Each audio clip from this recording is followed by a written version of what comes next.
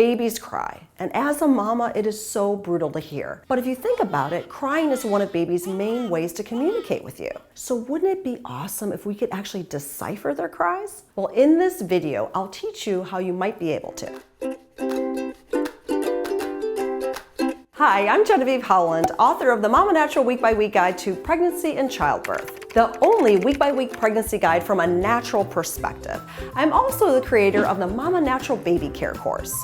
This gives you all the tools you need to thrive in your postpartum period. I'll have a link to that in the video description below.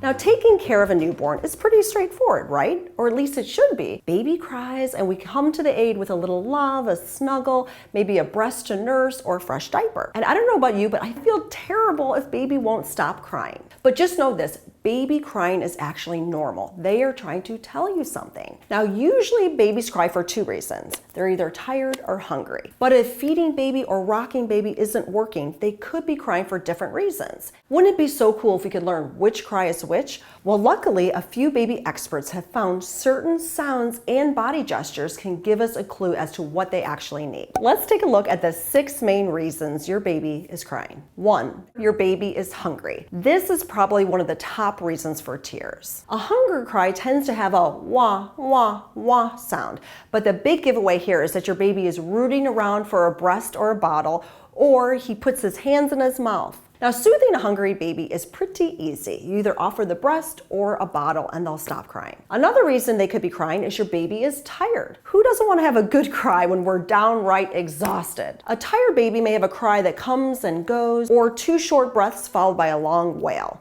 You'll notice your baby blink a lot, they'll rub their eyes, they'll yawn, stare off into space, or kick their legs. Overtired babies are harder to settle, but you can employ all of your normal bedtime tricks here. Shushing, nursing, and rocking. 3, your baby is overstimulated. An overstimulated cry sounds a lot like a tired cry, long and hard, but the body language is what sets the two apart. An overstimulated baby may try to turn his head away from the commotion. You also see them flailing their legs and arms. So to soothe an overstimulated baby, remove yourself from whatever environment you're in, head upstairs, dim the lights, rock baby, do some shushing, or sing softly to them. 4, something hurts.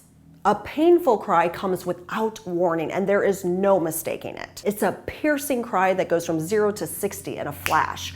For body language, your baby's body will be tense and rigid, and they probably have their legs pulled up to their chest. Of all of the cries, this one we want to soothe the most, but it's the hardest to fix. Now, how to really help your baby depends on what's causing the pain. If it's gas, for example, you could try bicycle legs, or bouncing him on your knees, or doing a little massage on his belly. Your baby is cold.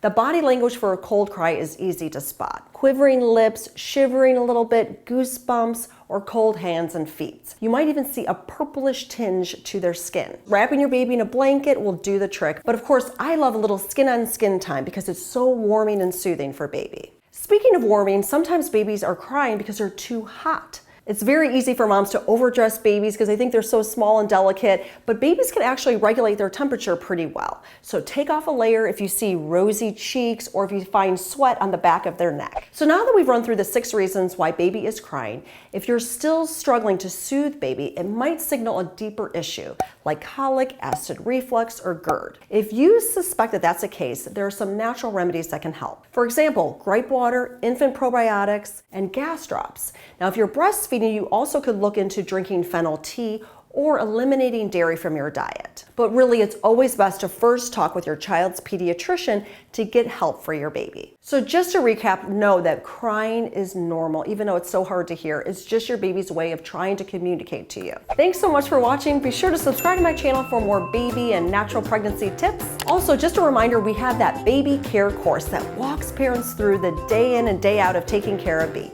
It's been a phenomenal tool for new parents. I'll have a link in the video description below. Thanks again for watching, and we'll see you next time.